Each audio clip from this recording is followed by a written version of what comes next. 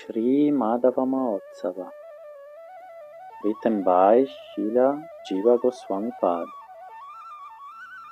After reading Krishna's pain of separation, we are reading Krishna offer his ornaments. Krishna said to me, "O Vrinda, go there. Go to the Sakis and plead my case with chosen words. Take a jewel as prasada from Radha, by which my grief will be relieved." In sympathy with the nature of Radha, this inconsiderate Cupid has inflicted unlimited pain by obstructing our meeting. O friend, please inform Radha and give peace to my afflicted heart. Hearing this from Krishna, I took permission and came here, while Malati remained there with the Malati garland. But before I had gone far away, Krishna called me back. Coming close, he spoke with eyes full of tears. Krishna said, "O Vrinda, O Vanadevi, what use are these ornaments, as they simply burn my flesh? What is the use of this distressing flute? Go quickly and give these things to the followers of Radha."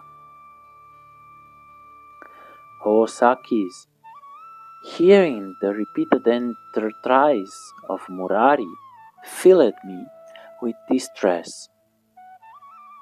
With great difficulty I touched his trembling hands and feet and put the garland around his neck. Within seconds, however, his long expirations dried out the garland. O Saki, Lalita, seeing and hearing all this, I began my journey. While going alone in the forest path and remembering your vow, I looked here and there for the creepers grown to perfection by Radha, but did not see them. Here I have found cause for lamentation, only crushed creepers. The state of Vrindavan. Oh, today, when Radha left Vrindavan, the bees gave up their honey fragrance. Turning here and there, the creepers and even the trees have become devoid of honey. The blessed animals have now become violent. What about us, who have such attachment? You cannot say that there can be no pain wherever Hari resides. I cannot describe the transformations that take place when the air that touched her body touches another person. I have held such pain in my chest. Now, it is not necessary to talk more about it. With tears in my eyes, I have come to you, with the shining ornaments of Hari and his words expressing his desires. I pray that you do without delay what your hearts say is proper. Vishaka consoles Krishna. On hearing Vrinda's words, and seeing Krishna's cloth and ornaments, the gopis tried to suppress their emotions. The melting of their hearts produced a vapor that rose to their throats and then approached their eyes. But with determination they closed their eyes to prevent tears from falling. The assembled gopis remained silent for a long time. Then, helpless with emotion and love, Vishaka, held by the trembling hands of Lalita, spoke with affectionate words. Vishaka said, "O Chief Saki Lalita, first, Krishna injures us by disrespecting our friend Radha, and again he distresses us with his rejected clothes and ornaments. My heart has become unsteady upon hearing his words. Therefore, I beg your permission to chastise him in response."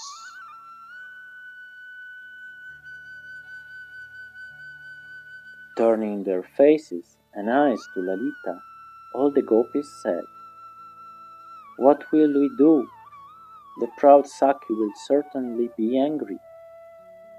Krishna destroys us in two ways. First, he does not show himself here.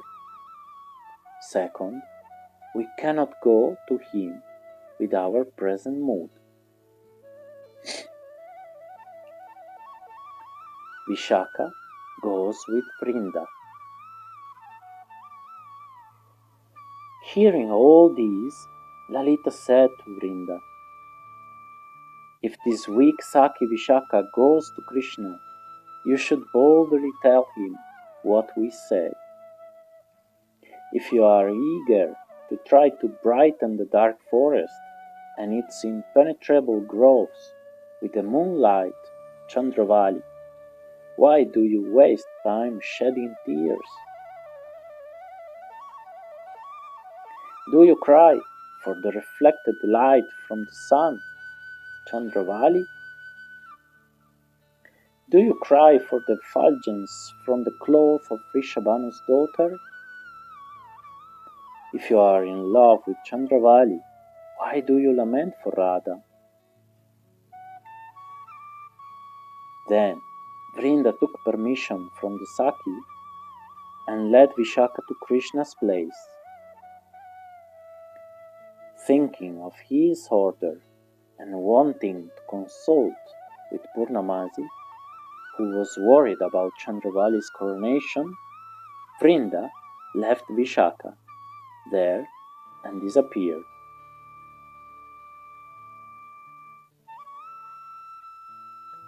While gazing at the path that Vrinda was traversing, Krishna suddenly saw Vishaka.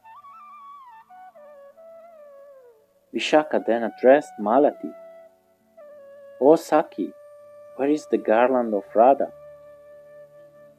Murari, ascertaining that it was really Vishaka, erupted in goosebumps. Filled with happiness and stumbling as he went forward, Krishna said to Vishaka, "Oh dear Saki, you are concerned about the garland which had only a moment's association with Radha.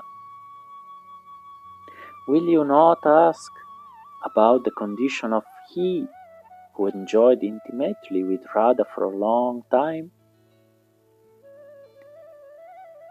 Feigning anger, Vishaka covered her lotus face.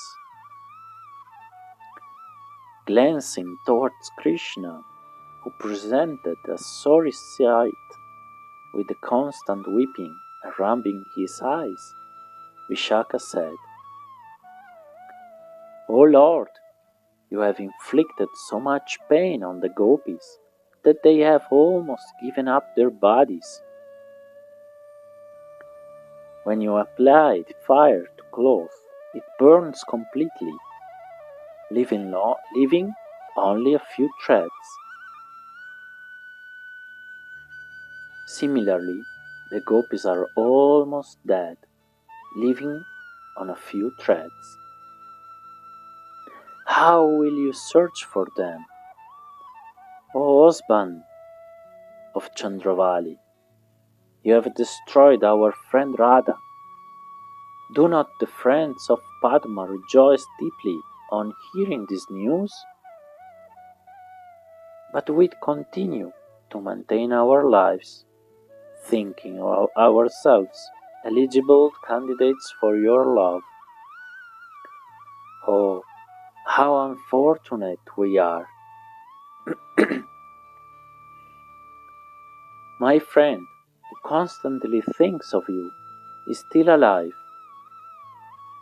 but she does not speak, hear, or look anywhere.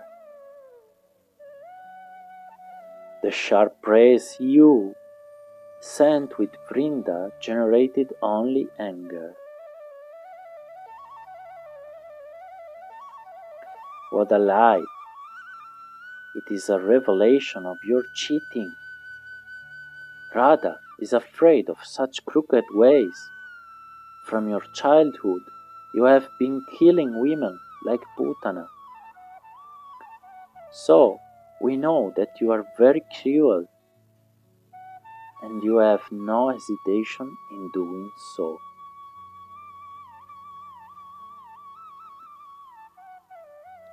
Krishna's transformations and Vishaka's consolations. Krishna lowered his head and drenched his garland with his tears. Softly caressing the garland with his forefinger and thumb, Krishna replied to Vishaka in an anguished voice, Radha is my very life. You know that this Krishna is controlled by her.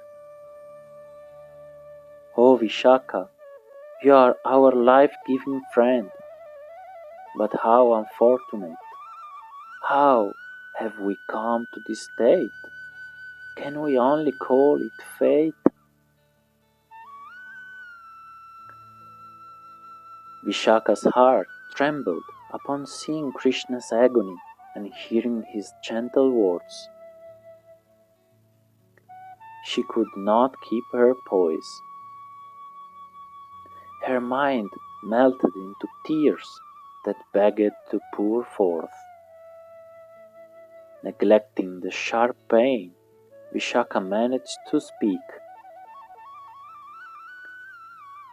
Previously, with the heat of the sun of separation, you burned my friend, who has 23.5 moon-like features, to ashes. Now today, why are you crushing that miserable woman again by sprinkling more ghee, more distress on the fire?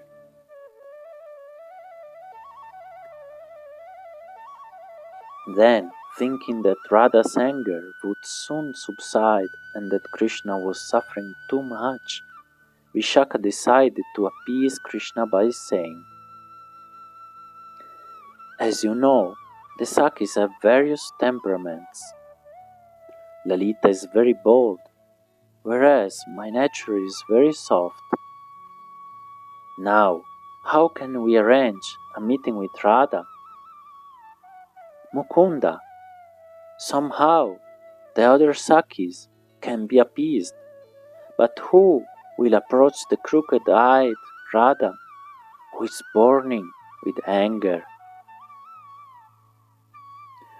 Mukunda said, O woman with the effulgence of Lakshmi, you seem to be saying that you are free of fault by not informing them of my condition, and letting them show mercy as they please. But still they will criticize because you have spoken to me. that much I fear. Malati said, O Keshava, most cruel one, why are you speaking such compromising words? Radha, the nectar that you desire, is surrounded by her assistants. You have committed sin. Now, without performing some vratas or prayaschitas, penances, do you expect to attain that nectar so quickly? Vishaka said, O Malati, seeing the face of Krishna, you are speaking most unsuitably. He has given himself completely to other women. Now, how all of a sudden can he just give himself to our friend Radha? While standing with folded hands, Krishna said, O Saki, the whole forest belongs to Radha. These pleasurable activities are Radha's. My soul belongs to your friend Radha. Everything that exists on earth belongs to her. Taking a hint from Vishaka's face, Malati said, O Madhava, all these women are very stubborn. Even if their desires get to the point of expression, again they will suppress them. Hear from me about their desires. When Gandharvika, filled with anger over being stood up, was returning home from the Kunja, Vishaka spoke to me with a tearful face. Using contrary words, she requested you as follows. O Lord, desiring the coronation, we hastily came to you today with Radha. We came desiring your love, which gives pain to the mind. Who can glorify your qualities, your bad qualities? You have already made arrangements for the festival beforehand. You have created great anguish in our hearts.